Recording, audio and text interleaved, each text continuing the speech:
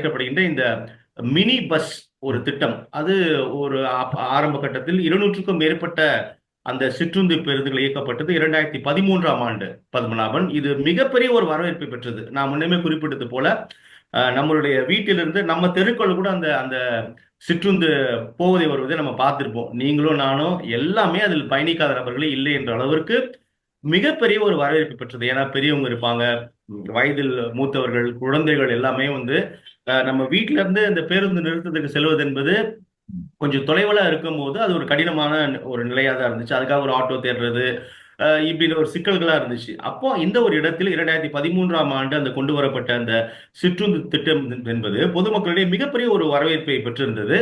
அது 2019 தற்போது 2025 இந்த ஆட்சி காலம் 2021 திமுக ஆட்சி பொறுப்பேற்ற பிறகு இந்த சிற்றுந்துகள் வந்து எண்ணிக்கை குறைவாக இருக்கிறது.